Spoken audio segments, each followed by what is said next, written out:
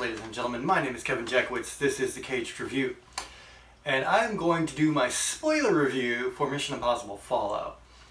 This is spoiler, so if you haven't seen it yet, don't hang around unless you want everything spoiled.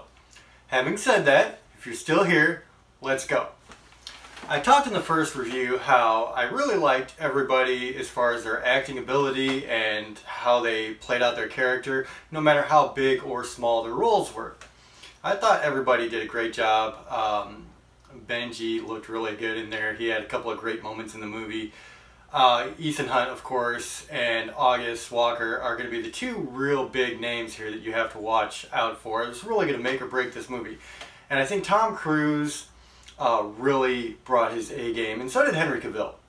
I think they were both absolutely phenomenal.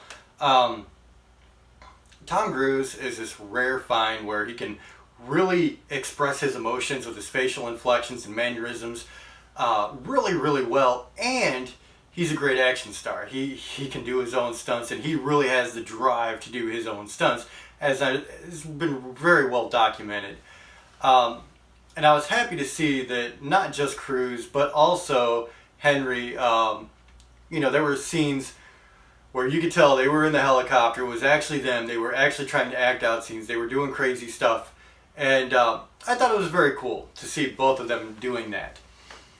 Now, as far as spoilers go, honestly, the real big spoiler in this whole movie is the fact that Henry Cavill turns out to be the main villain, August Walker.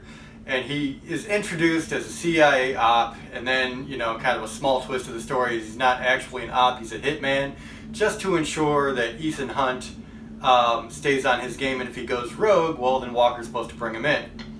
And then you get this scene with Henry Cavill, where, he's talking to his head of the department there, and he's trying to bury Ethan Hunt. He's trying to make Hunt look like he is going rogue again, and he does this little stage bit with the phone, and it was very subtle, and I don't know how many people really caught it, but at least the phone part.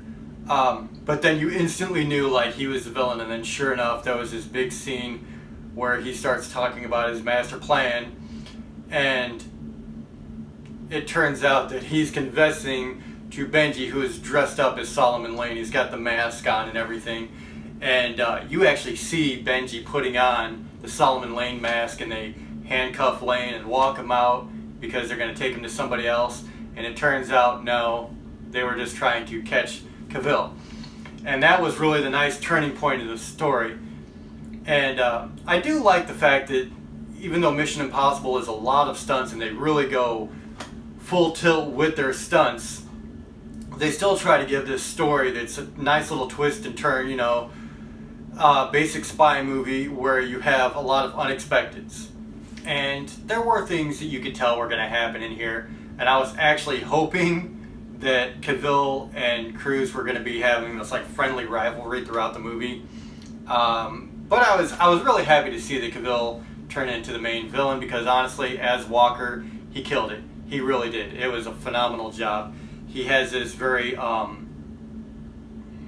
don't know, everybody says he's very egotistical in real life and not very pleasant to be around. And if that's the case, it really showed through. And it worked. It worked wonderfully. And of course, some of the stuff they did in this movie with these two, Ethan Hunt and Walker, were just absolutely phenomenal. People, like I said in the first review, they said they felt like the helicopter chase scene was a bit too long. I didn't think so. I thought it was just as long as it needed to be for a climax. And it was great. Tom Cruise, jumping in this helicopter like he doesn't exactly know what he's doing. It actually created some very cool scenes, some very interesting ways to have a helicopter chase scene. Now, it was a bit far-fetched that, of course, he's going to ram the helicopter and they're going to fall together. But still, overall, just an amazing sequence. And then they hit the bottom of the mountain with these helicopters, and it then resumes as a fist fight, and it gets kind of crazy there. You got a helicopter hanging off the side of a cliff. They jump onto the face of the cliff, and they're literally walking up the cliff and kind of fighting at the same time. very cool to see, honestly. Visually, very awesome. And the one thing I was sad about, and I know a lot of people were sad about, honestly, was that they actually they killed his character. And I would have loved to see him come back. I really would. Solomon Lane has come back. And I honestly think at this point, like, with what we saw in Fallout, I would much rather see August Walker back than Solomon Lane. To be very honest, I thought it was just a phenomenal job. The stunts in this movie, I kind of went over in the first review too, but to touch on them again, the bathroom fight scene, the choreography was just absolutely amazing. I felt like that was one of the more realistic fights that I've ever seen in a movie. Like, it was just great. The chase scenes were amazing, man. Like, when they were freeing Solomon Lane, there's this whole scene where the concept is there's a trade-off. This guy has nukes that he's going to, set off, and the trade-off is going to be he's going to give Ethan Hunt the nukes in trade for Solomon Lane. So they're setting Solomon Lane free, and it turns into an amazing 3-sequence chase scene where you start chasing him with a truck, and that turns into an amazing motorcycle chase scene. What happens is Ethan Hunt kind of wedges this truck in an alleyway, and they have a couple of motorcycles sitting right there in front, and he jumps on this motorcycle and just takes off. And the thing I really loved about this is it showed the speed that he was traveling at through some of these scenes. Like, he was flying for real, and he's weaving in and out of traffic, and he starts going into oncoming traffic in this circle. It was very cool and very well done. And then the end of the chase scene is, of course, he's on foot, and he has all these guys that are about to surround him, and he jumps into these bushes, and he opens up a knife. And of course they surround him, and there's this little grate that goes down into these canals, and that's how he gets away. It was very cool, very well done. The masks I liked in this movie too, like the usage of the mask, especially when Simon Pegg as Benji, he puts on the Solomon Lane mask, and they handcuff Solomon Lane, and they're walking him out, and then you have the real Solomon Lane still handcuffed to a chair, and that's when Cavill starts talking to him and revealing everything. And then you have Alec Baldwin come up behind, and he's like, "We got you," and then Benji takes the mask off. It was very cool. It was very well done. I really liked it. So the stunts, just absolutely phenomenal. I really did like the story too. I feel like this is one of those movies where they really tried to get everything right. And it opened up to I think the high 50s, like almost 60,000. And I'm like, honestly, that's a shame, because with all the effort they put into this movie and as good as it is, I would have loved to have seen it open bigger, and I hope it stays bigger. I definitely hope that they do good with this movie, because I felt like it was phenomenal.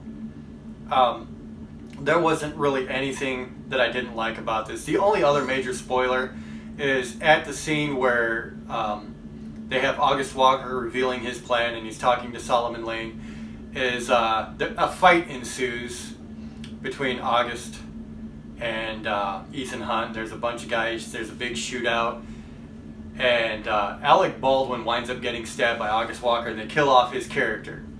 So he's gone, and that was kind of sad, because he was good for the movie. I really liked him.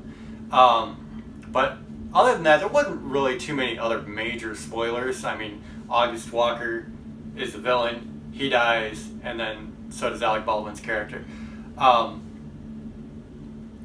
They did introduce the white, I can't remember what the hell her name was, the blonde girl. She was really good. I'm trying to remember what her name was in the movie. It'll come to me. But that was a nice addition to the movie. She had this nice little, typical sexy spy thing going on. But it worked very well for the movie, and it seems like she's going to be coming back for the next iteration, which I'm sure they're going to have. So overall, I've already said it's an 8 out of 10. I thought it was phenomenal. Can't wait to see the next one, honestly. So let me know what you guys think in the comments below. How did you think Cavill did as Walker? I thought he did great. Especially, what did you think of Tom Cruise and the stunts? I kind of went over that more in the first one, and I feel like the guy is just absolutely phenomenal. For his age, to to be able to pull off the stuff he does, I mean, this is like the legitimate Superman of action movies. This guy is just phenomenal. So that's my take on it. If you enjoyed the review, hit the like button, subscribe, and share. My name is Kevin Jackowitz. Kaged Nation, out.